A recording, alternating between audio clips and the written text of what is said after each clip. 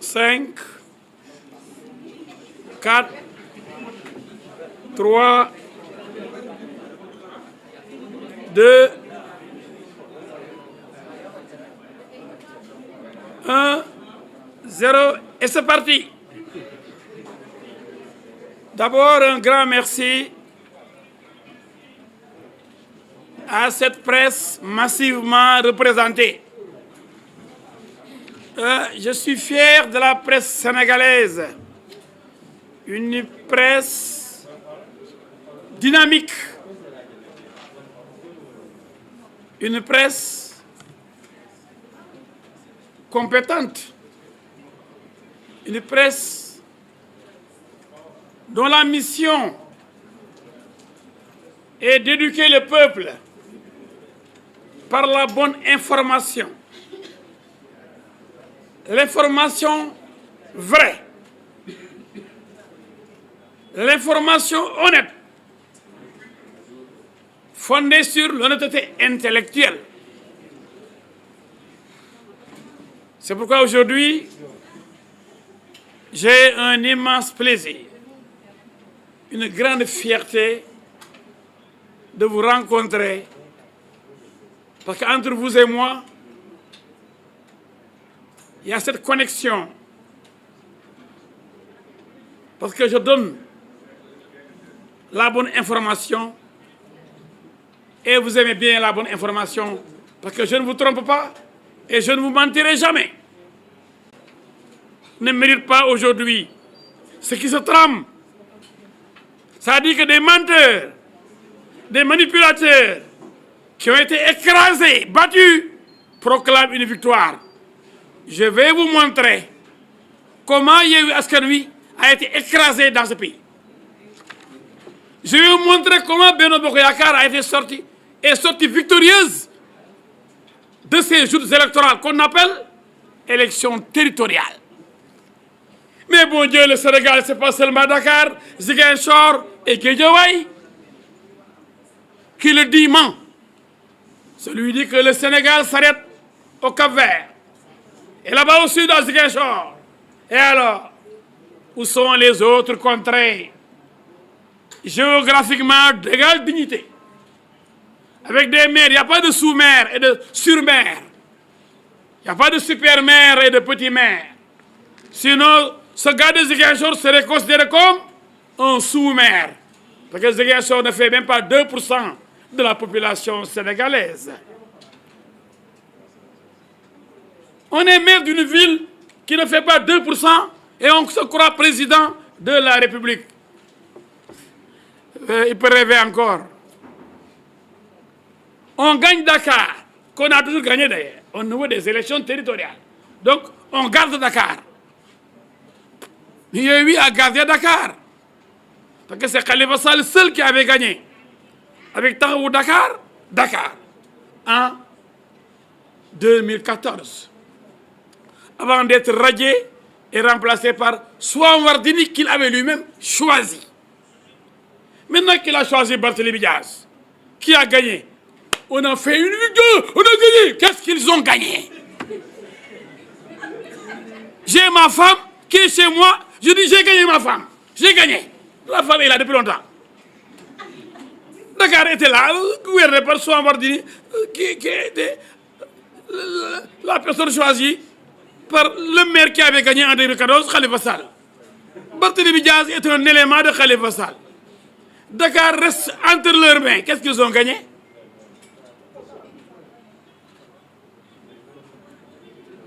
Où est la conquête? Guédiawaye, ils ont gagné. Je l'accepte.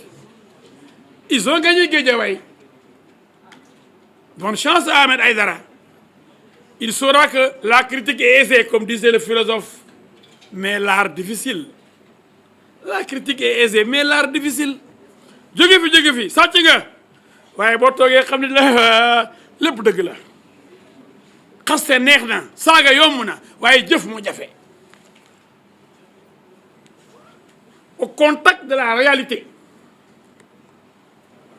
Les nouveaux maires là, il y a même un maire sous-locataire au Parcelles Assainies qui venait de trouver une chambre.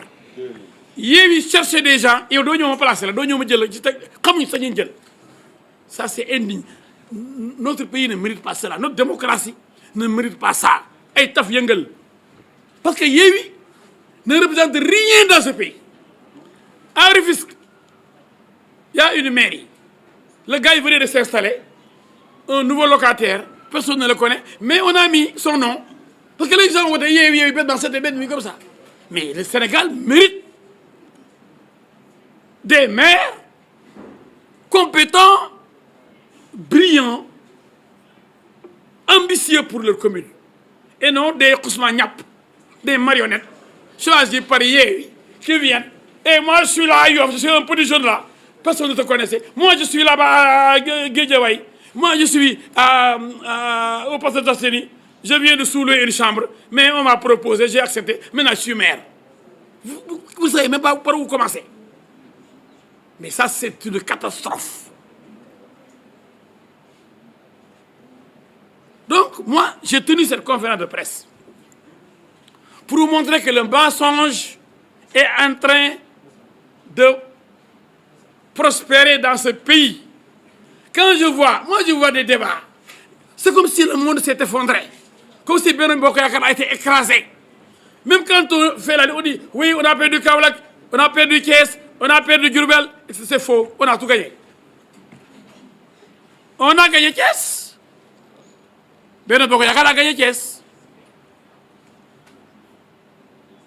Et le candidat Abdoulaye Dièye, personne ne parle de lui. Je vais vous donner ses résultats. Et il a fait un recours. Et si on additionne les voix obtenues par Abdoulaye Dièye et celles de Benno Bokk Yakaar, alors que lui, même, il est de la paire, il a fait une liste parallèle, il se retrouve avec 25 000 voix. Alors que Yéwi n'a eu que 13 000 voix.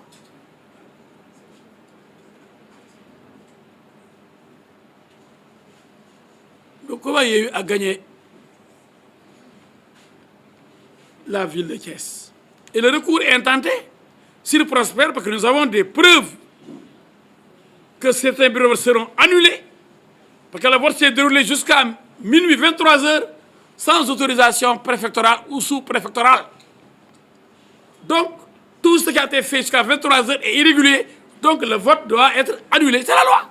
Il n'y a pas d'arrêté préfectoral à Thiès. Et des gens se sont permis, des instructeurs, présidents de bureau de vote de Yéwi, ont continué à faire voter des jeunes qui étaient là pour Yéwi. Malgré tout, si on additionne les voix, Yéwi est écrasé. Et je vais vous donner les chiffres qui sont là. Tout est dans mes téléphones portables. Parlons de Kaolack. Il dit que quand on perd Kaolack, on perd Thiès, on perd Diourbel. On n'a pas perdu Kaolack. Benno a gagné Kaolack. Le mot Benno, c'est vrai, n'a pas gagné Kaolack. Mais la coalition de Serigne Mboup n'est pas de l'opposition. Au contraire. C'est des gens de Benno. Même Serigne Mboup est allé voir le président juste avant les élections locales. Et le président lui avait demandé de renoncer à sa candidature. Il a dit non. Mais il est donc très proche du président. Et il a même démontré. Donc, Yéwi ne compte même, on parle de Serigne Mboup et de Rahman Ndiaye. Donc, à Kaolack, Yéwi n'existe pas à Kaolack. Kaolack, une des plus grandes villes du Sénégal. L'ancienne deuxième capitale du Sénégal. L'ancienne capitale du bassin arachidier. Yéwi est totalement ignorée. On parle de Rahman Ndiaye et de Serigne Mboup. Tous les deux proches du président Macky Sall et de Benno.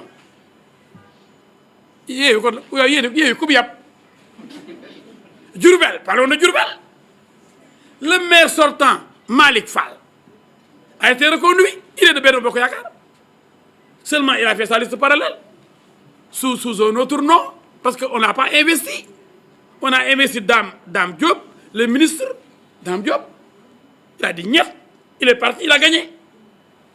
Vous avez entendu parler de Yewwi à Diourbel waaye gars yi ku ñu yàpp inexistant à Diourbel, inexistant à Kaolack. Waaye Tambacounda, la liste parallèle qui a gagné la ville de Tamba, c'est les gens de l'APR, même pas de Benno, mais de l'APR.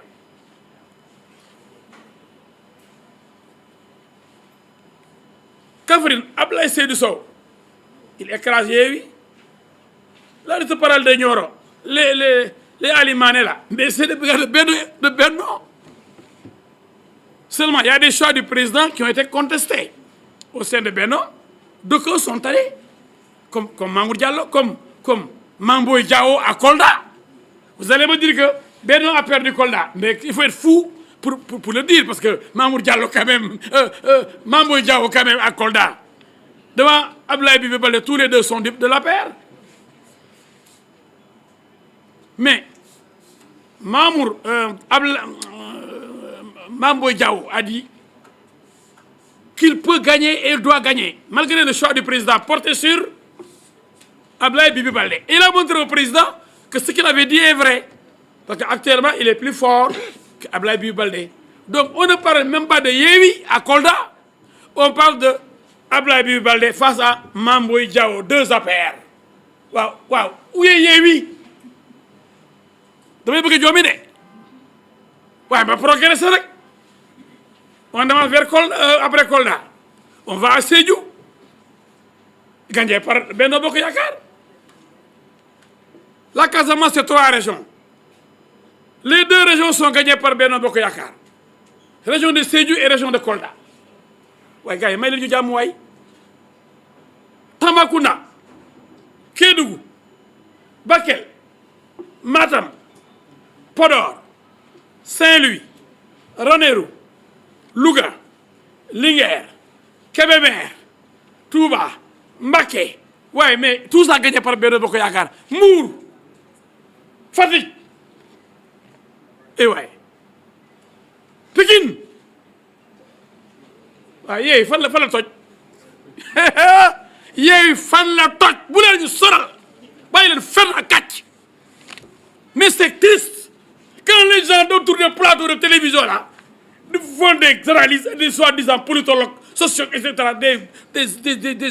des éléments, des tarés, ils veulent manipuler l'opinion pour préparer les autres élections à venir. Attention, ces élections consacrent la grande défaite d'Ousmane Sonko et de Yewwi. Pourquoi, me diriez-vous? C'est lui qui a pris le risque. Parce que lui, on le connaît, c'est un manipulateur. day naan maayanu nit ñi loolu tax xale yu bëri mu naan seen maayam xale yi yeewu leen waa ji dóorkat la, dóorkati bopp la, il est dangereux et il est malhonnête, Ousmane Sonko je veux dire. xale yi bu leen nekk ay ndoxandoom, bu leen kopp nekk seen bopp yi dama leen a bëgg da yéene avenir Sénégal. dof bii rebelle bii bëgg a taal Sénégal boytu leen ma ko. Quand il prend le risque, je dis ça a été la grande défaite de Ousmane Sonko et de Yewwi. Pourquoi? Élection gox-goxaan lañ wax. ruq-ruqaat yi ñooy tànn ñi leen neex. Ousmane Sonko a voulu en faire des élections nationales. Non seulement il a fait Ziguinchor, il est allé à Mbour pour insulter Cheikh Issa Sall qui a été élu maire. C'est pourquoi même Cheikh Issa Sall lui a demandé de s'expliquer sur Juliana, la jeune fille. Là-bas, à l'époque j'étais à l'ENAM. nee na ko waxal ci affaire Juliana ba pare bala nga may xas. Il est allé insulter Aliou Sall et Lat Diop à Guédiawaye. man du ma fen de. Il a fait lui-même a dit qu'il a fait 3000 et quelques kilomètres de campagne. Donc il a fait une campagne nationale. Et il a dit que ces élections, c'est des élections nationales, c'est entre Macky Sall et nous. D'ailleurs, si beaucoup de jeunes ont voté à Dakar, ils ont voté Yewwi, ils ont pensé que c'était vrai, alors qu'ils mentent. Tu sais que Sonko, c'est le plus grand menteur de l'histoire mondiale. Je n'ai jamais vu, j'ai fait beaucoup de pays, plus de 50 pays. Je n'ai jamais vu un homme politique aussi menteur, aussi malhonnête, aussi manipulateur, barke al-Quran, que Sonko. Billahi, wallahi, talahi. Il ne fait que manipuler. boo gëmee nag da ngay dem di jébbalu ci moom. am na xale yoo xam ne jaral na leen ñu dee. mu ne leen mortel combat.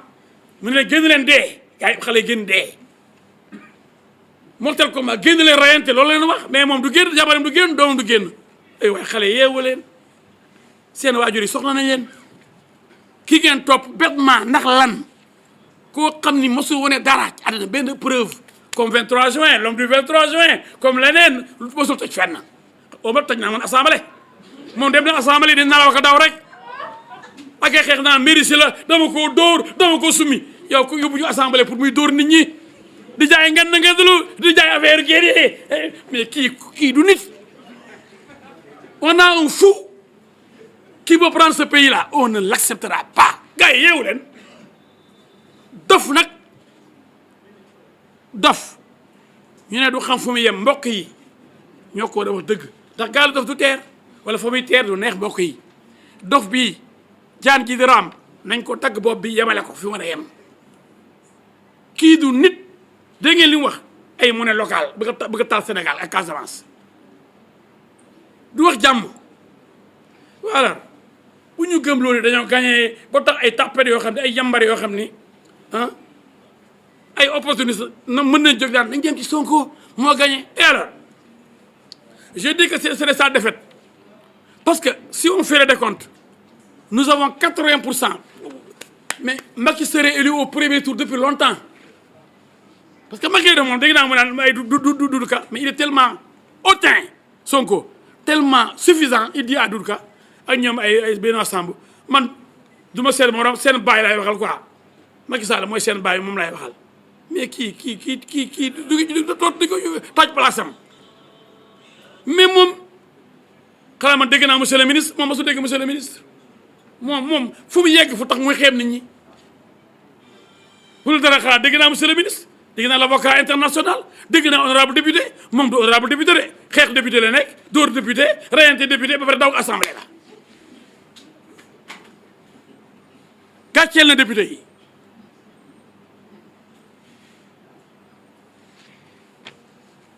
mais li gën a neex mooy duma yi bennoo duma yeewi xoolal ma pur xoolal ma ndeysaan sëriñ bu baax bi cheikh bi si nu mu tuddati sëriñ Moustapha Sy du ngi sax tudd seen victoire yi ama ko su néew dañu égoïste ingrat du sax gërëm sëriñ bi day mel ni Sonko moo gagné quoi même Khalifa Sall léegi am na problème ak Sonko ndax dañuy yëpp di ko ba jox Sonko quoi alors Khalifa Sall boobu doole ndax Dakar ba na junni yoon Ziguinchor te Sonko amu fi benn prétention na amu fi ñaari nit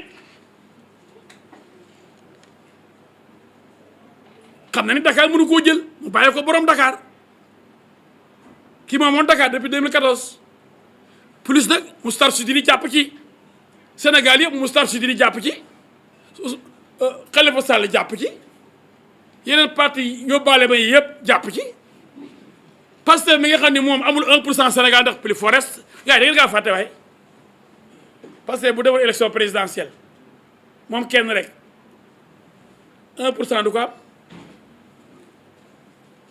ndax 2017 moins de 1% la am plus forest tegu ci deux ans moins de 2 ans ay 1 an et demi 2019 jot élection présidentielle mu am 15% xam nga lu tax 7% wu Khalifa ak 7% wu Karim Wade la boole muy 14 plus 1 muy 14 virgule muy 15 boo tax biñ ko génnee keroog biñ ko génnee bu ngeen seetloo keroog gendarmerie M2D kenn du tudd M2D ndax dafa def bêtise bu rëy M2D da koy nëbb léegi xam ngeen M2D mooy bi ñu jàpp Sonko fan yooyu noonu yooyu doon taxal docteur Cheikh Tidiane Dièye Y'en a marre Sonko ay Madieye xaw Mbodj ay ñoom docteur kii Diop ay la dame la xaw ma nan madame Diop ñooñu jox solo yi ay M2D ba le 23 juin ñu def seen benn kii fële Grand Yoff dafa seen bëgg a provoquer yow 23 juin ne yaa ngi woon bloc fiscal yow Sonko tegale say tànk naan yàlla bu manifestation bi réussir parce que boobu suuf si yaa ngi ciy jaay bu baax di ci lekk suufu Sénégal gi da sàcc nga bu ngeen xamoon xale yi waa ji li mu sàcc bi mu nekkee impôt domaine li mu jaay ci suuf kon du ngeen bu leen ooy ngeen sàkk ko billahi ni bëggee suuf ak xaalis ay levée de fonds cotiser leen 500 francs ñeen Casamance cotiser leen mu ko dégg 50 000 maam 5 milliards waaye kii sàcc bii du ko arrêté yërëmul askan bi sonn di muucu deretu askan bi waa kii kañ nga nit ñi di yeewu ci dof bi escroc bi ban ngañ ngeen di yeewu ci escroc politique et financier li ngeen am dajee leen ko yéen Sénégal pays pauvre jox ma ko après ma jox sama jabar samay doom oto ba rafet waaye ñàkk fayda rek xanaa ku boppam baaxul ak ku ndeyam liggéeyul dara mu jël xaalis di ko jox Sonko muy ndoosee man mais nag na tontu ci Juliana ba pare temps yi kenn ñu ma tudd Juliana depuis yox Juliana ñëpp ngi di mig bañ a développé Juliana gars yi presque développé Juliana nañ ko da tontu ci Juliana Cheikh Issa Sall Mbour nee na ko tontul ci Juliana bala nga may saaga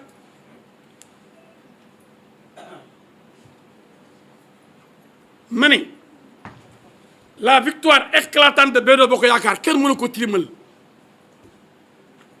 quand on a gagné 12 régions sur 14 presque 39 départements presque 40 sur 45 départements waay kay kooku sur une victoire écrasante bu ñu compter quand on a presque 2 millions ñoom ñu ci ay 500 quelques mille voix waaye ñii kan lañ yàpp pourquoi ñu bëgg gëmloo Sénégalais ni élection yi yooyu moo gagné ku ko wax ku ne alaaj bi nee na da ngay kàcc billahi wallahi taalaahi ku ne yooyu moo gagné élection yi da ngay fen ndax xanaa da nga compté xanaa mën nga jàng compté boo compté département compté nombre de voix yi xanaa da nga xam ne wax dëgg yàlla nag yooyu gagné wala waaw pourquoi ñu bëgg gëmloo Sénégalais yi naan leen yooyu moo gagné élection yi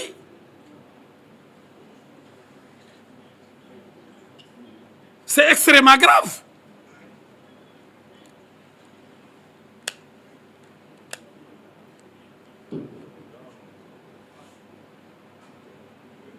Je voudrais édifier l'opinion nationale et internationale sur la campagne de manipulation orchestrée par celui que vous connaissez bien, celui qui veut diviser le Sénégal, qui nous parle de monnaie locale, celui qui demande à la jeunesse de descendre dans la rue pour un mortel combat, celui qui nous promet une deuxième vague plus dévastatrice, celui qui n'est même pas content des 14 morts du mois de mars, mais qui s'en glorifie et qui veut encore assister au massacre de la jeunesse sénégalaise. Il veut des milliers de morts. Celui qui nous dit qu'il est en contact avec les militaires maliens et les militaires guinéens. Celui qui donc est en train de prier pour qu'il y ait un coup d'État au Sénégal. Celui qui veut que les militaires prennent le pouvoir parce que c'est un fou. Un fou, il faut l'arrêter. Il dit, je suis en contact avec la junte malienne et les militaires guinéens. Mais parce que lui-même est un putschiste. Je l'ai vu quand il a quitté la gendarmerie dire, je donne l'ordre au président, je fais des injonctions comme s'il avait pris le pouvoir. Je l'ai vu en Casamance dire que si on m'arrête, la Casamance va me défendre. C'est dans l'histoire des 94 milliards. Cet homme-là, je voudrais vous le présenter avec son équipe. D'ailleurs, ce n'est pas le chef de Yewwi. Khalifa Sall est le patron de Yewwi. Parce que Dakar, quand même, la ville de Dakar est plus importante que la ville de Ziguinchor que j'aime bien. Je profite de l'occasion pour saluer mon ami Pascal Emba, le patron de l'hôtel Kayanoumagne. L'hôtel qui m'accueille chaque fois que je vais à Ziguinchor. Je salue toute la Casamance que j'aime tant. Mon père ayant servi à Marsum comme chef d'arrondissement en 1974-75. Je jouais au Navetan là-bas. J'étais au lycée. Et j'étais un grand footballeur. Je portais le numéro 8 comme milieu offensif. Il y a des coups de guide, c'était le bali.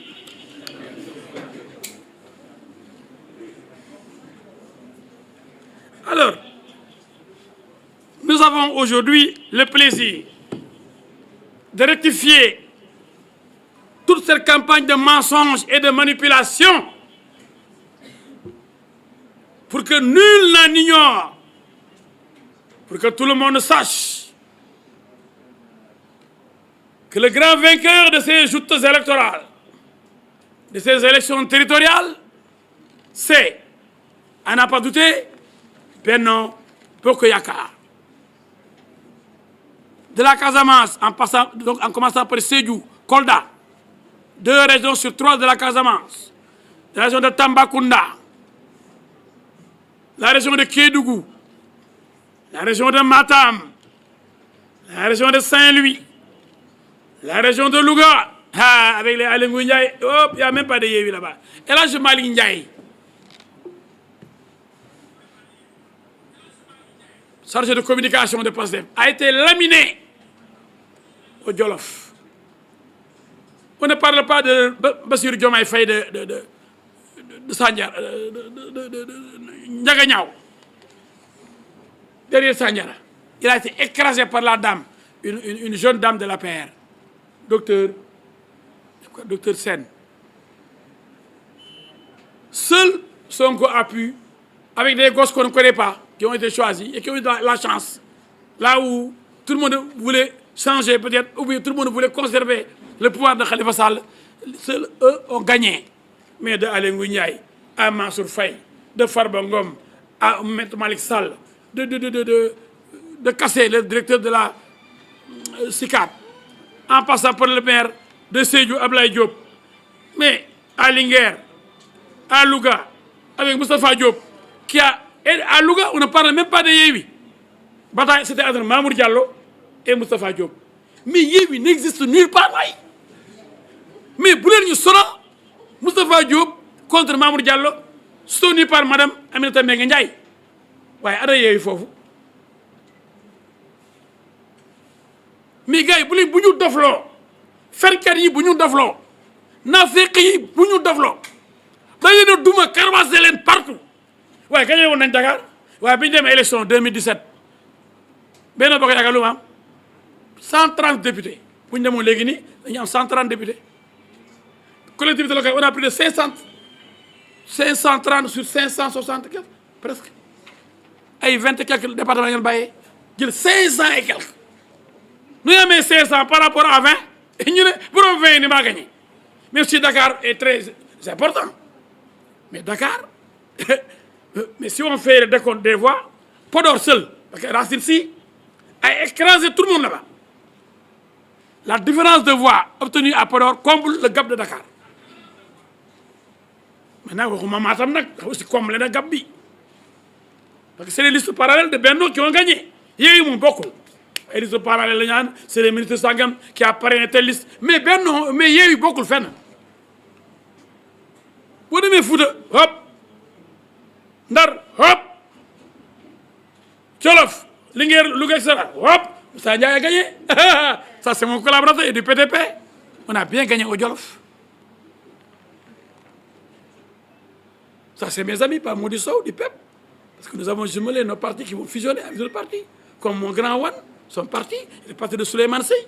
Ça, vous avez la future grande coalition qui va gerber avec le stage de l'organisation du PTP.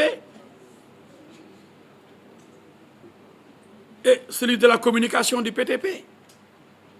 Avec Yakhya Fall, le grand musicien que vous connaissez. Avec depuis le super... le star band de number 1, après maintenant, Baobab. C'est lui qui avait la guitare solo, avec les Machaki, Papa Sek, les Maguette Ndiaye. Mais ça, c'était de grands musiciens. Il était jeune musicien, mais talentueux.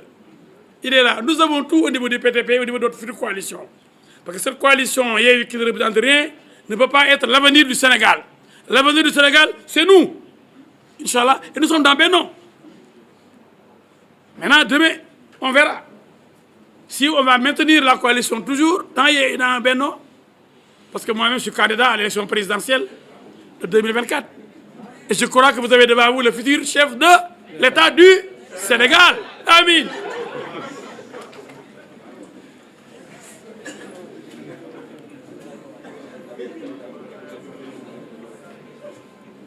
Et même à Dakar, mon ami, l'un des plus fidèles militants du PTP, le membre fondateur, Hassan Kedel Fall de Bibo,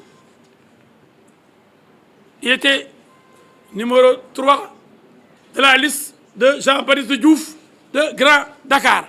Mais c'est Benno qui a gagné Grand Dakar.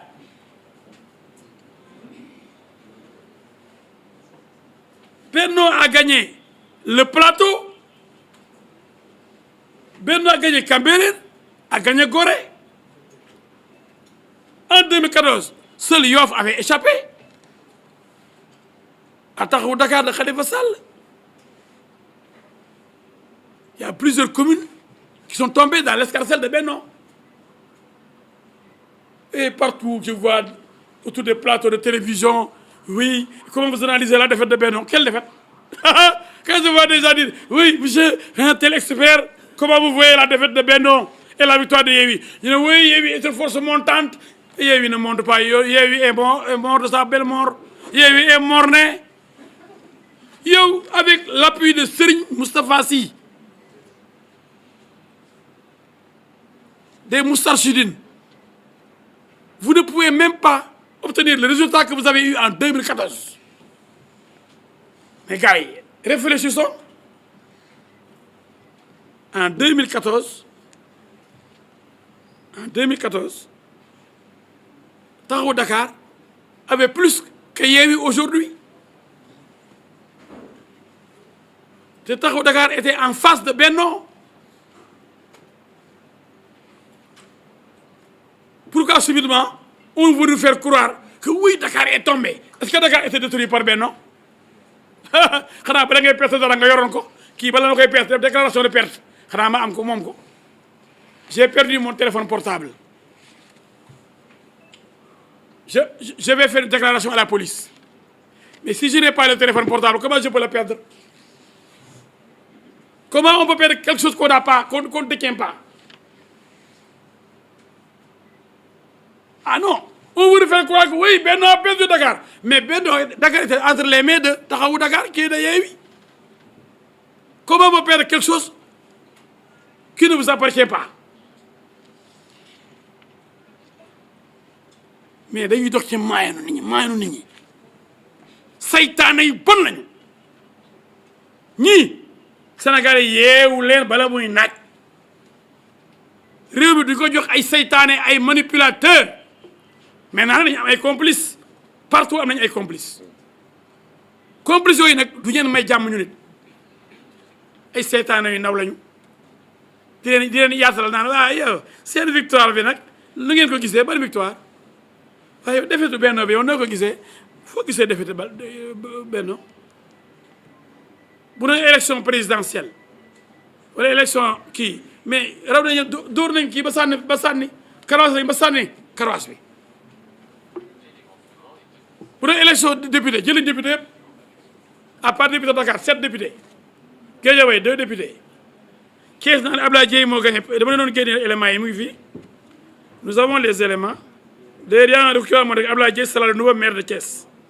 Abdoulaye Dièye sera pas Babacar Diop, le pro qui là, pro Sonko, mais le jumeau de Guy Marius Sagna, qui était allé s'agripper aux grilles du palais là. Il faut être fou pour le faire. Babacar Diop est un fou. Comme Guy Marius Sagna, c'est un fou.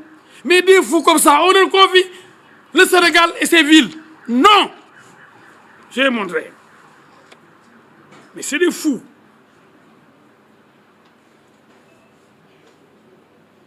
Alors, vous allez voir. Je vais vous montrer. Je crois que en tout cas, j'ai montré les résultats qui sont là. Les résultats de Thiès. Vous dites que Babacar Diop n'a pas gagné Thiès. Je vais vous montrer les résultats tout de suite. Bon, d'abord, ça, c'est la carte. Vous l'avez vu même. Ça, c'est la carte, là où on a gagné, dans le pays. Tout ça, nous avons gagné. Sauf ici. Vous avez Ziguinchor là, en vert. Vous avez Dakar. Ils ont mis Thiès, mais ce n'est pas évident.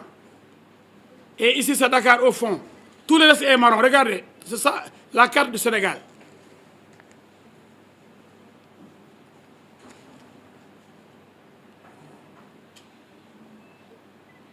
Alors, vous avez ici, les verts, c'est Yéwi. C'est vraiment maigrichon. Regardez la carte. Nous avons gagné Touba, Galoba a gagné Mbaké, Malifal qui est de Benno a gagné avec sa liste parallèle Djurbel. Et quand ils disent l'axe Dakar Djurbel, on a gagné. L'axe Dakar Djurbel, qu'est-ce? C'est l'essentiel, c'est faux et ils n'ont rien gagné. Ils n'ont gagné que Dakar. Ouais, gars, ils n'ont pas vous avez vu cette carte? La carte est là. Tout ça c'est le Sénégal, je crois. Ça c'est la carte. C'est la carte.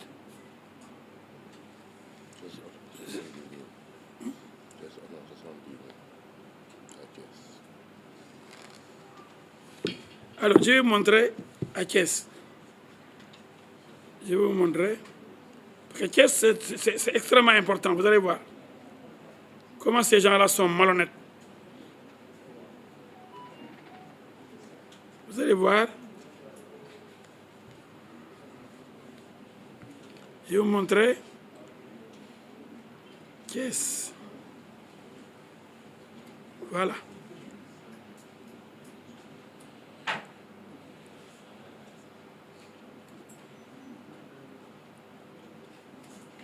Il faut que je vous montre Thiès.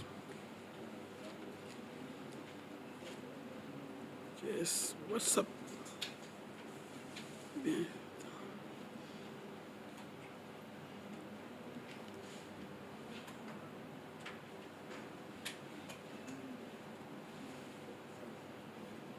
faut que je vous montre.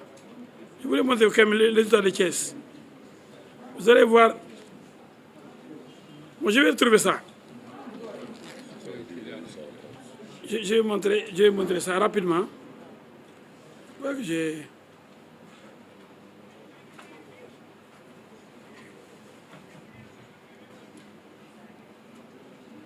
Je crois que. Je vais vous montrer. Il faut que je vous montre ça quand même. Thiès.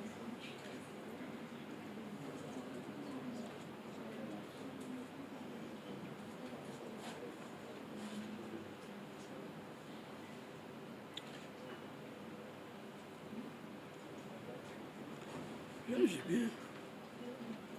Ça, c'est très important. Pour les qui n'ont pas gagné Thiès.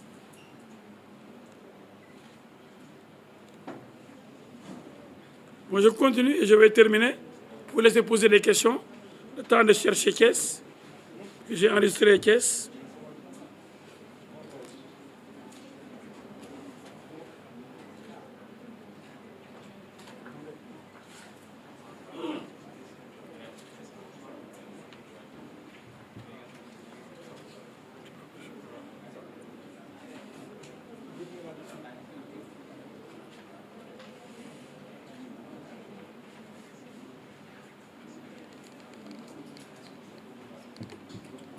Il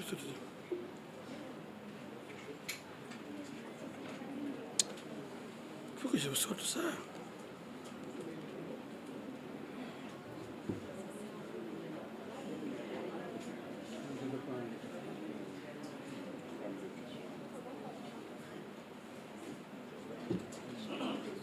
Enfin, je vais vous donner ça.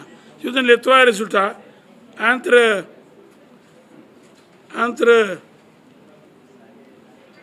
Ablaye Dieye, qui va être le futur maire de Thiès, avec les résultats. Vous avez les résultats? Il y a des gens qui m'appellent tout le temps. Je ne préviens même pas.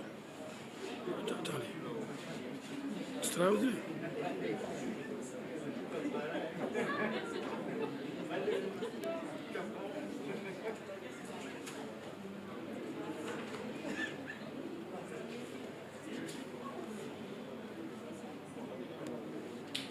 Je sors tout ça.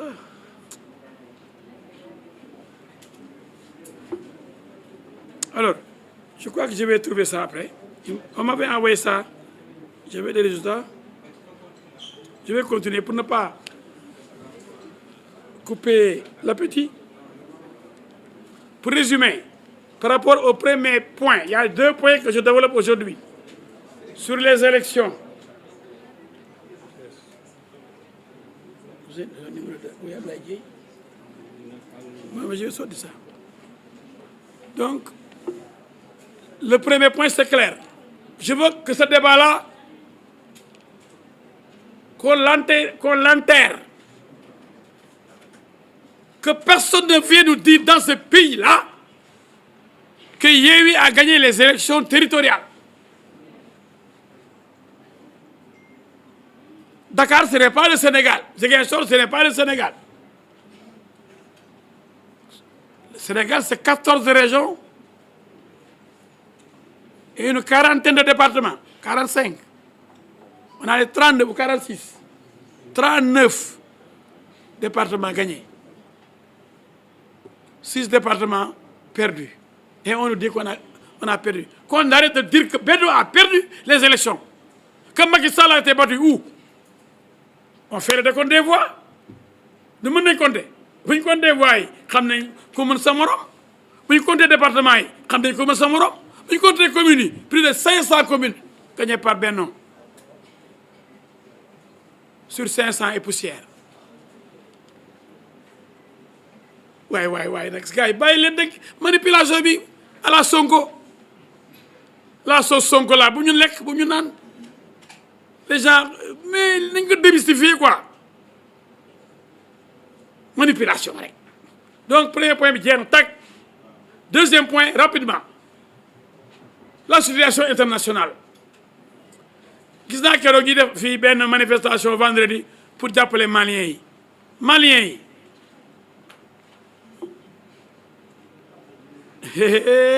Sénégal bëri naa fekk Maliens yi kenn da leen def dara ki leen def dara kay mooy ki am ay fetal ñëw nangu nguur gi ñu may ko 18 mois pour mu joxe nguur gi alors que waroon jël sax nguur gi ndax Ibrahima Boubacar Keïta dee na njoo ko gudd xatal ba mu dee na xëy na bu nekkoon président nekk dans de bonnes conditions du dee léegi mais toroxal nañ ko dàq ko alors que 2 ans lañ ko fal même pas 2 ans sur les 5 ans xam ngeen Mali réew coup d'état la depuis Moussa Traoré depuis ATT depuis général Sanogo le capitaine Sanogo depuis colonel Goïta ñoom dañoo tàmm affaire coup d'état tàmm ci démocratie mais CEDEAO nee na régime militaire du fi amati loolu nag CEDEAO dafa nekk seen texte de loi seen texte un texte supranational boo bokkee CEDEAO da ngay jël tuuti ci seen indépendance jox CEDEAO bu décidé da koy appliquer ma dégg ay naafeq yu naan waaw ñu nekk Mali dañoo jaxasoo ba waruñu nangu li CEDEAO wax xalaa ñu bokk CEDEAO ko li nga taxaloog waa Jaraaf dëkk si koñ boobu di GIA ñu ne la boo demee boo déggee bal bi boo jegee kaay dugal la nga ne mënuma dugal bal bi kat parce que ban GIA ñoo den ñoo waa GIA bu ñu dugalal bii nga ne doo dugal dóor bal bi ci oore ci touche da nga dem bu dugal ma ni CEDEAO jëlu benn mesure contre le peuple malien dégg naa dof boobu Guy Marius Sagna xëy na moom interne la moom xam nga moom asile son asile c'est la prison chaque jour nga def yëfu dof fu ñu tëj ko day toog yaa yaram yi day xasan ay prison parce que li wax mën nañ ko jëw prison mu ne buñ bombardé Mali yow Macky Sall doo fanaan palais waaw Guy Marius Sagna moom ñaari loxo yooyu te daf ko dem prison ay yoon koo xam ne mënoo tere sa bopp dugg ci prison bi ay weeri weer yow mën nga tere Macky Sall def bëggoon def dara waaye bàyyil kàcc dañoo ñeme yàlla xale yooyu foog ni mën nañ napp ñoom daal ay nappaate quoi ay jooye quoi mais dooleem jooju buy jaayit est-ce que tax na demul prison junni yoon lu ci mënoon bi ko jàpp yóbbu prison ku ko mënoon téye Sonko mi bi ko ñàkkoon ci kaso bi ku ci mën dara Khalifa Sall bi ko yóbbu ci prison ku ci mën dara Karim Wade doomu président sortant bi muy dugg prison ku ci mën dara yow booy boobu du tëb di dal foog ne da ngaa bëri doole di tëb du dal ak Babacar Diop façon yooyu ay Y'en a marre genre dof yooyu di réewante ci réew mi naan président buy bombardé Mali yow Macky Sall doo fanaan palais mais Guy Marius Sagna mooy kan ba mën a tax Macky Sall du fanaan palais loolu mën na ko ci arrêté xale yu réew lañ seen réew népp na ba pare bëgg lu may taal Sénégal c'est des criminels mais quand est-ce que la CEDEAO a dit qu'elle va bombarder le Mali ma su ko wax mii te ñu nekk ay saytaane bëgg a gëmloo Sénégalais yi naan sunu mbokku Maliens yi dañu bëgg a bombarder Guy Marius Sagna du bàyyi kàcc lu tar réew mi rek lay wut moom moo ko moomu léegi son maître Sonko taalkat man mi taal sama kër di comme mu ne tàggat lañ du xam nga ne bi ma inventé moo ko ay terroristes yu bon lañ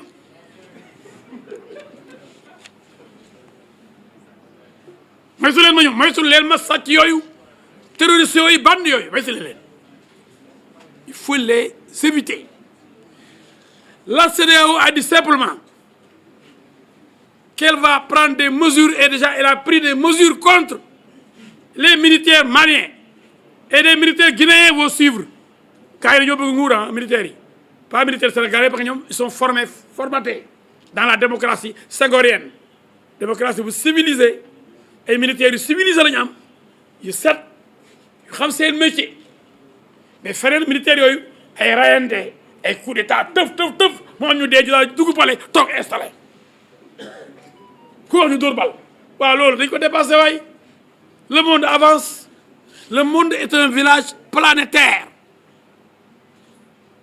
léegi les militaires les Maliens viennent de demander à l'ambassadeur de France de quitter le Mali aujourd'hui ils provoquent la France parce qu'ils ont maintenant des Russes ils ont des mercenaires russes de Wagner envoyés par Poutine c'est une milice de Poutine donc la Russie veut s'emparer du Mali et la Russie vise le Sénégal parce qu'on a du pétrole le Mali sera la base arrière donc de la Russie pour attaquer le Sénégal demain parce que les Sonko là sont avec tous les putschistes Sonko a dit je suis en contact direct avec les militaires maliens et guinéens mais moo ko wax ku wax feeñ di ñoom ñooy maître-am ñoo koy dimbale nee na moom ñoom ñoo bokk xel toj rek ray rek dóor rek duma rek sàcc rek ça c'est Sonko et son équipe Sonko jomb naa xam ni ku baax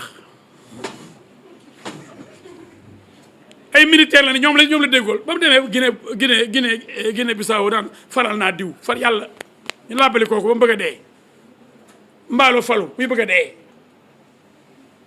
yàlla toroxal ko moo ki àndaloon naan je soutiens Gomes au Niger j'ai soutenu xaw ma ban candidat gi dugg ko muy jéem a raatale pour ànd ak bande yooyu taal Sénégal taal Afrique taal Mali Sonko c'est un terroriste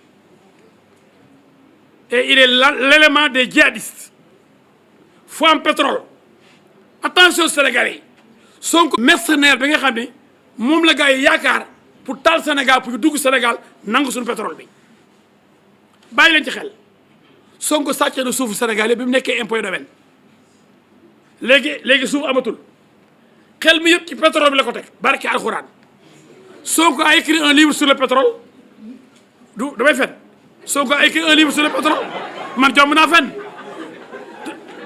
kenn doon damay fen man jomb naa fen Sonko yéen déggulee wolof je pose une question dama ne damay fen wala déet kon xam ngeen fenuma ku dégg wolof rek baal naa la man olof dama dégg wolof dama ni damay fen wala loolu kay ne ma man damay fen dama posé benn question et je réponds à la question ku xamul nag wala nga ànd ak Sonko mën nga jéem a dénaturer mes propos dama ni ndax damay fen Sonko a écrit un livre sur le pétrole ndax damay fen loolu lu jar leeree mel ne dama ne damay fen man mi vous savez très bien non ku dégg wolof baal naa la mais dama ni ku nekk naa fekk it baal naa la ku nekk envoyé de Sonko it baal naa la mais dama ni ndax Sonko bind benn livre sur le pétrole ndax damay fen wala déet ñëpp xam ne bind na livre sur le pétrole ti jàngul pétrole dara impôt et domaine la jàng droit dem ENAM dem def impôt et domaine fu mu jàngee pétrole yow doo ingénieur pétrole yow liggéeyoo ci benn service buy def pétrole mais parce que mercenaire nga damay fen wala déet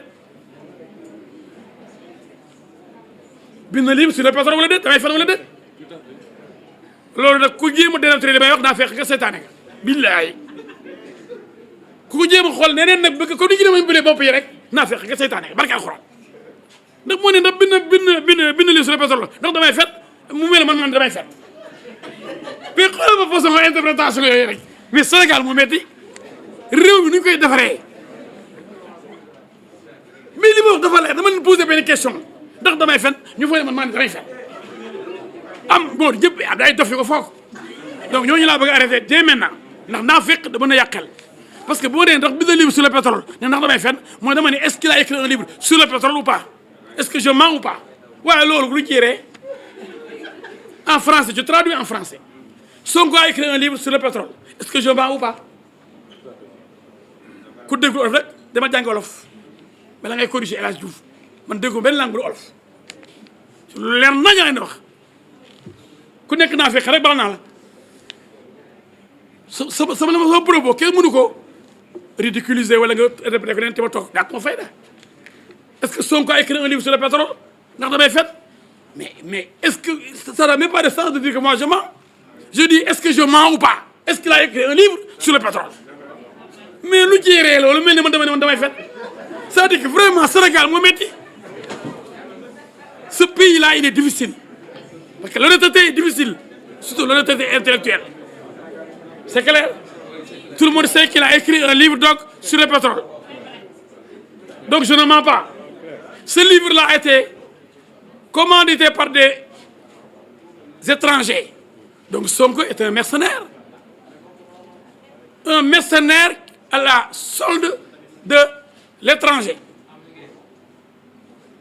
Non, il y a les djihadistes, il y a les Américains, il y a les Soviétiques. Lui, il aime l'argent, il mange dans tous les ateliers. Il est partout, Sonko. Finalement, il demande des cotisations. Némé Coutour, cotisation à Ziguinchor. Il aime l'argent et il est fainéant. Sénégalais, bu leen wax ne man dama bañ Sonko bañu ma ko de bàyyi leen naan dama acharné wu ci moom de dafa bëri ay pexe te pexe yëpp day taal Sénégal kon chaque fois mu génne ay pexe man dinaa tontu yee leen leeral leen ma ni la CEDEAO a pris de bonnes mesures pour que la junte militaire organise rapidement des élections démocratiques. On lui avait donné 18 mois et l'élection présidentielle devait se tenir au mois de février. Maintenant, la junte militaire demande 5 ans. 5 ans, c'est un mandat. Et ceux qui manifestent là veulent qu'on laisse les militaires là faire ce qu'ils veulent. Donc, où serait la CEDEAO et ses textes? Le règle, je voulais parler de ça sur la situation internationale. Ma gis ay nit ñu yóbbu leen ay place de l'Obélisque ñu taxaw fa naan dañuy jàppale Mali lu ko dal militaires yi ñoo ko teg te dañoo bëgg loolu ko dal jeex ñu tànn ñi leen neex militaires yi bu ñu bëggee dañ def candidat ATT demoon na ba ñëwaat ne candidat ñu wóolu ko fal ko mais jël say fetal teg nii maa ngi toog juróomi at di faax toog ay ndaa fekk nekk Sénégal naan bu la kenn wax dara bàyyi leen naa fekk bàyyi leen seytaane mooy comme affaire góor jigéen yi rek di ko campagne xam naa ne yàq na lu bëri sax benn ci côté boobu ndax am nañu comprendre dara à Touba ak feneen de voté contre xamuñu naka la ndax ay seytaane ñoo wër naan dafa am ci gouvernement bi même gouvernement Macky Sall ñoo bëgg a jàppale ay góor jigéen koo da ngay fen ku taxaw ne gouvernement Macky Sall ak assemblée dañu jàppale góor jigéen ñi fenkat bu rëy nga man maa ko wax ndax dafa am loi boo xam ne ba léegi jëlewuñ ko fi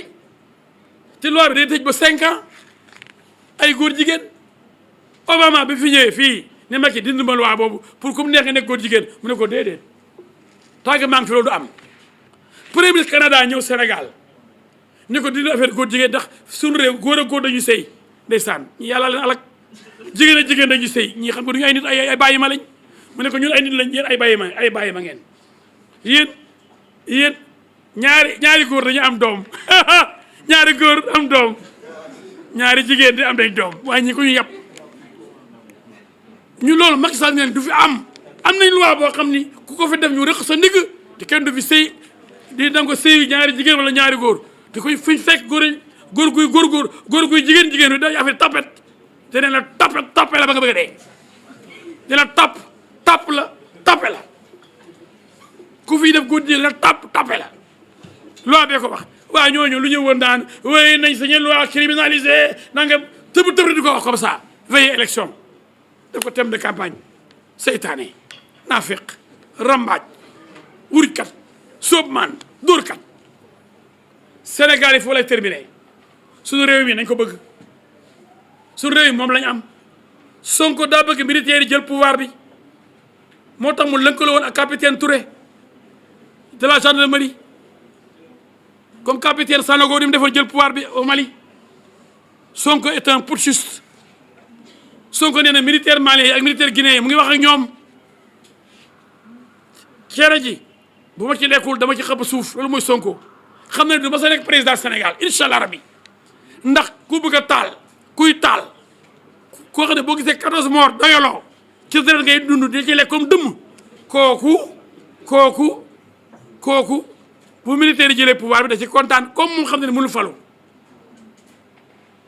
moom village la war a yore benn village bu na la yore moo tax mu xëccoo ci mairie ba de man mii laaj présidentielle dégg naa benn journaliste mu ne oui amul représentativité moo tax demul élection locale mais kii liste majoritaire derrière Jean-Baptiste Diouf kële au Jolof fal ko sama gars yi ñëpp lañ fal mais man xar de weesu mbote dama bëgg nekk président du Sénégal nu ma bëggee nekk président di xëccoo ay gox-goxaan ay mbedd ak ay ruq fu nekk chef de quartier ak chef de village comme Sonko chef de village le nouveau chef de village yow nga bëgg laaj réew mi di xëccoo ci ay chef de village waaye xam nga ni da ngay xam na nga bëgg xar day weesu mbote nekk naa maire ba astafurlah nekk naa ministre nekk député nekk avocat international macha allah nekk yaakaari Sénégal nekk l'homme du 23 juin lu may dox di xëccoo réew lu des ci man lu may yore Sénégal ci jàmm ci xéewal ci bëgg ko ci jàppale ko taxawu ko ba Sénégal jëm kanam xale yi am liggéey jigéen ñi am ci lu jàpp mag ñi mën noppali ko am alal yoo xam ne bi nga gaaw a dee Sénégal naat Sénégal jëm kanam je vous remercie. S'il y a des questions je réponds je suis pas comme l'autre là moi je suis prêt à répondre à toute forme de questions waaye tempête boobu du répondre benn question moom dina ay déclaration de presse lay def point de presse dem yoonam il n'a aucun respect pour la presse moi je suis à votre disposition pour la vérité toute la vérité et rien que la vérité billahi.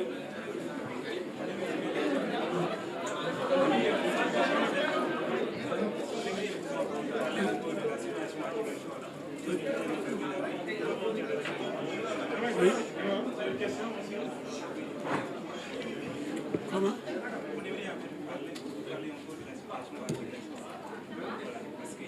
Ouais, prenez le micro, prenez le micro.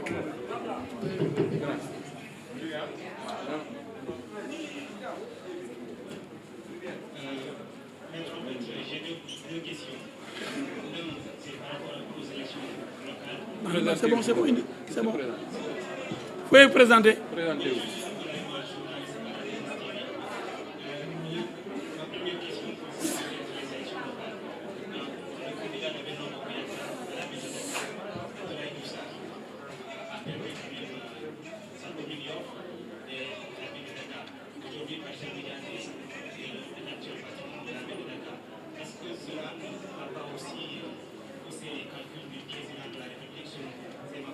Sur par rapport au prochain poste de Premier ministre.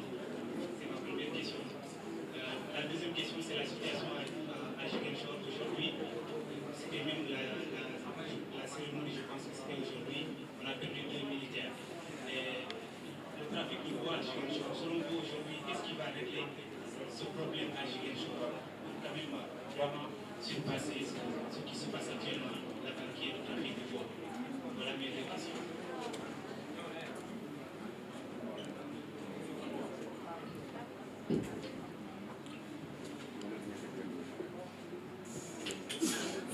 Bon, première question. Il appartient au chef de l'État, président de la République, de nommer un premier ministre au Sénégal.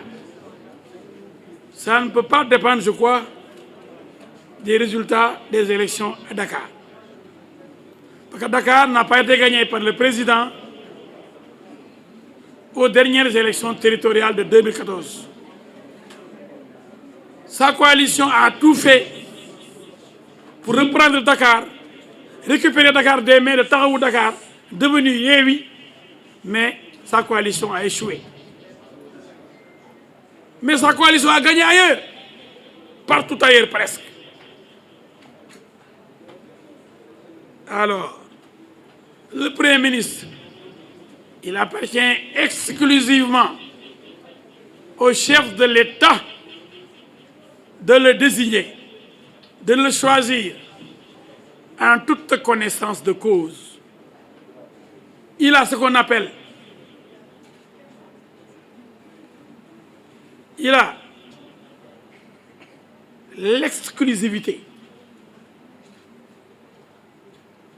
Il a ce qu'on appelle en droit le pouvoir discrétionnaire. Le pouvoir discrétionnaire de choisir un Premier ministre. Personne d'autre dans ce pays ne peut choisir le Premier ministre à sa place. C'est clair? Les résultats de Dakar, ça, le président, lui, en tout cas, il a son pouvoir discrétionnaire. Quels sont les critères qu'il a retenus? Sur quoi se fonde sa décision? Il est seul maître à bord. La deuxième question porte sur Ziguinchor et ce qui s'est passé récemment, des assassinats, des prises d'otages, non militaires tués, pris en otage par des bandits armés qui volent le bois des Casamançais pour le vendre à coups de milliards. Et ça, comme vous le savez, les militaires protègent le territoire national. On ne permettra à personne d'occuper une parcelle du territoire en disant qu'ici, c'est nous, c'est pour nous, le Sénégal n'a pas accès à cette partie du territoire. Non, on doit, c'est le rôle des militaires, sauvegarder l'intégrité du territoire national. Aucun centimètre ne doit échapper au contrôle de l'État souverain. Non! Il faut que force reste à la loi. Que nos militaires, c'est vrai, ils meurent là-bas, mais c'est leur mission. La mort d'un militaire, c'est vrai, c'est dur. Ça va avec le métier. Ils ont choisi cette profession noble. Pas de faire des coups d'État. Pas de prendre le pouvoir et de prendre les milliards, mais de défendre tout le territoire sénégalais et tous les Sénégalais. Et ça, c'est important. Et si vous me le donnez, je vais me donner le temps. Mais il y a trop d'appels. Chaque seconde, il y a quelqu'un qui appelle. Je cherche, je vais vous donner les résultats des caisses. Parce que je ne veux pas parler sans donner des preuves. Mais on ne me permet pas. Chaque seconde, il y a des appels. Avant que je ne cherche, on nous appelle rien. Mais tous les jours, moi, c'est comme ça. C'est malheureux, mais madame sonne. Et vous savez, les 90% des appels, c'est les gosses de Sogo qui m'appellent pour m'insulter. Dès que je donne une conférence de presse, dès que je fais une sortie, ils sont... C'est comme des fauves, des tigres qu'on a envoyés vers El Hadj Diouf. Ils ne peuvent plus se retenir. Ils ne veulent que me tuer, me bouffer. Mais boy, daf leen ndànk seen waa ji du di dara ba leen ko ñëw ci ñun ànd ak ñun.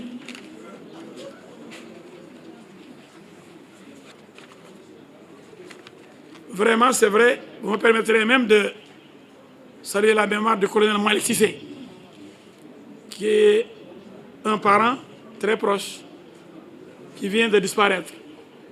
On l'a enterré aujourd'hui à Nguitch, son village. Et présenter nos condoléances à sa famille, à son épouse Diaye Sall, la fille de Serigne Abba Sall de Louga, à sa nièce Adjaratou Ndeye Ndoye et sa famille, Ndeye Ndoye qui m'est très proche. Donc toutes nos condoléances à la nation qui a perdu un grand soldat, le colonel Malick Cissé. Donc, pour terminer, en 2 minutes, si le temps nous le permet, s'il n'y a pas d'autres questions, prenez le micro. Vous vous présentez et vous posez la question.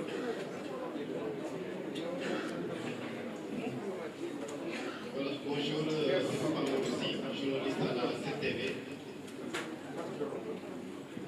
Alors, le week-end passé, l'administrateur de Yewwi Askan Wi, l'administration générale, a demandé aux candidats de la coalition élue de produire un extrait du casier judiciaire. Est-ce que ça ne posera pas de problème pour les responsables de cette coalition qui ont eu des difficultés avec la justice? Très belle question.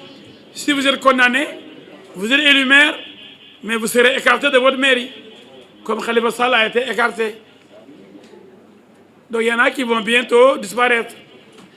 Mais en droit, vous avez appris à la faculté de droit, avec la règle nemo auditur, nul ne peut se prévaloir de sa propre turpitude. En droit, nul ne peut se prévaloir de sa propre turpitude. Celui qui sait qu'il est condamné, ou il a été condamné comme l'autre, je veux taire le nom, et l'autre qui sera condamné, il sera condamné demain. Tous savent que même s'ils sont maires, demain ils seront écartés. Ils se préparent pour faire le forcing et demander aux populations de les défendre, de descendre dans la rue, parce que c'est pour la plupart des terroristes. J'ai retrouvé maintenant les résultats de caisse. Vous avez fini? C'est bon? J'ai répondu. Vous êtes satisfait? Ceux qui sont condamnés seront éjectés, comme Khalifa Sall a été éjecté. Bon, maintenant j'ai retrouvé l'élément de caisse. Mais bien sûr, s'il est condamné, il sera écarté. Je ne sais pas, mais s'il a été, de par le passé, s'il a été condamné, il va disparaître. Ah oui, il sera éjecté. Il y en a qui savent qu'ils seront éjectés maintenant.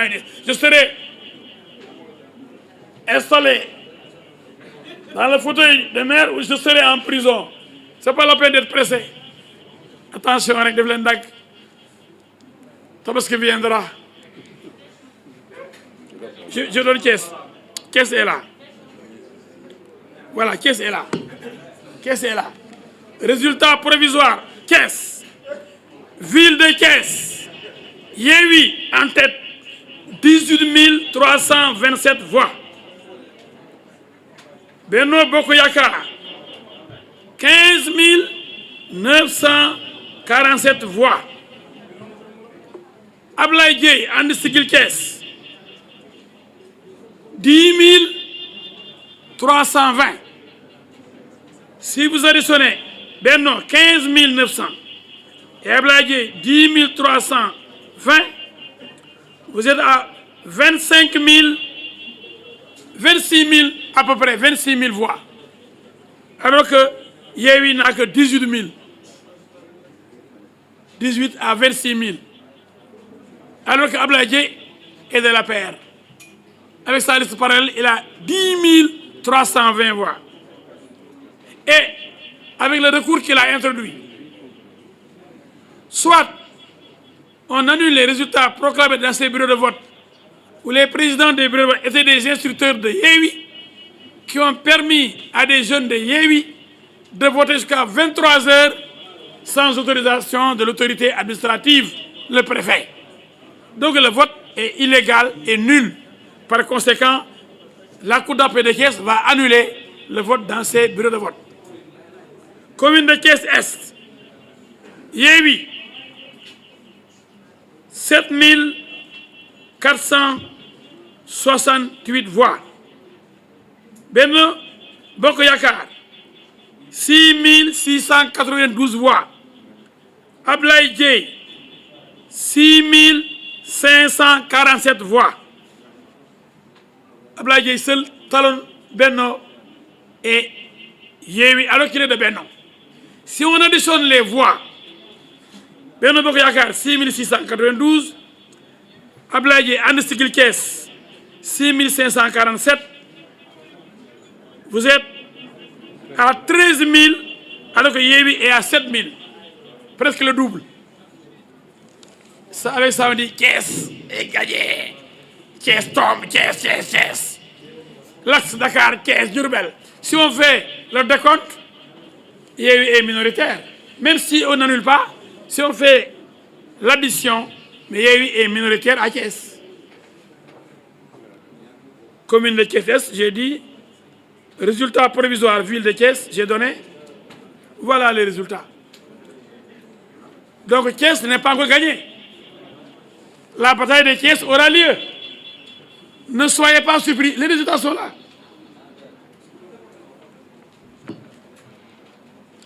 Les résultats sont là. Ce résultat provisoire, proclamé par les juges. Babacar Diop, il n'est pas majoritaire à Thiès. Même sans qu'on annule, si on fait le point, ce sont les listes parallèles peut-être qui ont empêché la victoire à Thiès. Si Beno était ensemble, on ne parlerait pas de Babacar Diop. C'est comme dans beaucoup de communes. Dañu bàyyi di bàkku di tëb di dal te duñu dara ñoom actuellement ñoo jaagu jàll na fa lañ toll duñu Balla Gaye duñu Eumeu Sène duñu Bombardier taxaw naan may Bombardier moo fi man may roi des arènes te yow amoo sax 30%, yaa ngi ci ay 25%. waaye may ñu jàmm waay ku bëgg laaj leneen yëlal micro bi waaw waxal waaw oui. Ma question, la première, est la suivante, là où vous venez d'ailleurs de terminer tout de suite là, par rapport aux élections à Thiès. Vu que c'est la première fois que les élections locales sont faites, autant pour moi, au suffrage universel direct, est-ce que véritablement parler d'une addition de voix, d'une coalition qui a été scindée entre Benno Bokk Yakaar authentique et liste parallèle, est-ce que cela pourra rapporter quelque chose? Est-ce que les résultats ne seront pas maintenus ainsi? La deuxième, l'article 319, vous avez évoqué la question de l'homosexualité. Est-ce que, en tant que juriste, vous croyez que cet article est clair dans la tête des Sénégalais? Parce qu'à vrai dire, la crainte de la population sénégalaise n'est pas donc d'interdire catégoriquement la question de l'homosexualité, mais ils ne veulent pas que leurs enfants soient attirés dans cette affaire. Et on sait, le mardi dernier en France, on a voté une loi qui pénalise, donc la conversion des homosexuels en France, par exemple. Est-ce qu'au Sénégal, la crainte des populations ne devrait pas primer sur la bienveillance de la loi, bien sûr? Et vous, en tant que juriste, est-ce que vous croyez que cet article ne devrait pas être revu pour que les Sénégalais se retrouvent à travers cette interdiction, parce que, à vrai dire, ils veulent une interdiction totale de l'homosexualité? Vous posez des questions en répondant à la question. Ce n'est pas la peine. Vous avez tellement développé pour répondre vous-même à votre question. Mais je vais quand même donner mon sentiment. Parce que vous avez déjà développé votre sentiment. Malheureusement, ce n'est pas une question. Mais je vais commencer par là. Je peux me répéter si vous... Non, j'ai compris. Ça, pas la peine. Vous avez été trop long. Ça, c'est bon. Vous savez, il n'y a pas pire sourd que celui qui ne veut pas entendre. On vous dit dans cet article que vous citez que les actes contre nature sont punis de telle peine à telle peine. Et si vous n'êtes pas un cancre, si vous n'êtes pas un nulard, si vous n'êtes pas un analphabète, si vous savez lire en français facile, vous savez que l'homosexualité est vraiment l'acte contre nature par excellence. Je dis, si quelqu'un n'est pas nul, il n'est pas analphabète, il n'est pas un cancre, s'il sait lire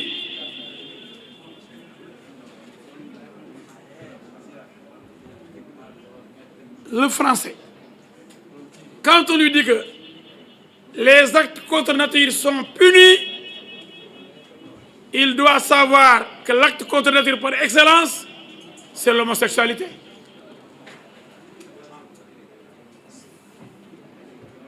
Mais s'il y a des... Parce que dans des manifestations comme ça, il y a tellement de cancres, il y a tellement de fous, il y a tellement de djihadistes qui ont d'autres préoccupations. Il y a d'autres qui sont pour la charia. Et nous ne sommes pas un État islamique. Si maintenant le peuple, par référendum, demande qu'on soit un État islamique, ah là, on va criminaliser l'homosexualité. Mais ce sont des djihadistes, pour la plupart, des terroristes qui font cette campagne pour imposer l'État islamique dans ce pays. Cela aussi, notre pays ne le veut pas. Bien que nous soyons majoritairement musulmans, non, nous n'avons pas opté pour l'État islamique comme en Iran ou comme en Arabie Saoudite. D'accord? Maintenant, l'autre question, là vous avez fait une erreur, monsieur. Vous avez dit que c'est la première fois qu'on vote dans les élections territoriales au suffrage universel direct. C'est ce que vous avez dit. C'est ce que vous avez dit. C'est bien dit. Donc, au suffrage universel direct, Raoult Gadou, en bon wolof. Donc, celui qui a gagné a déjà gagné. Et vous nous parlez d'addition. Merci. De deux fois. Merci. Vous n'avez rien compris, monsieur. Je ne sais pas si vous voulez comprendre ou vous faites semblant de ne pas comprendre. On a toujours au Sénégal voté au suffrage direct pendant les élections locales. Peut-être que vous êtes jeune, vous êtes en retard. Mais tous les maires qui ont été élus, c'est les Mamadou Diop, les Papa Diop, ils ont été élus au suffrage direct. On a élu les conseils municipaux au suffrage direct. Et les conseils municipaux se retrouvaient pour élire le maire et les adjoints. On a seulement changé. Maintenant, seul le maire sera connu. On n'attendra pas la victoire pour faire une réunion pour que le conseil municipal vote en son sein pour choisir un maire. C'est cela qui a changé. C'est le seul élément. Mais au suffrage direct, on a toujours élu les conseils municipaux et régionaux avant et maintenant départementaux. Il faut que vous xam-xam. Nit bala muy wax day gëstu. Et vous êtes mes amis. Je vous aime tant. Je ne veux pas que vous fassiez des erreurs. Je vous vois toujours excellent, brillant. Je vous félicite. Mais pour vous dire au total que Gatché Ngalama Benno Bokk Yakaar. Félicitations à la coalition Benno Bokk Yakaar. Félicitations au président Macky Sall, chef de la coalition Benno Bokk Yakaar. Félicitations à tous ceux qui ont gagné et courage à ceux qui ont perdu. Parce que la défaite d'aujourd'hui sera la victoire de demain. Que Dieu nous préserve. Vive le Sénégal. Vive la République.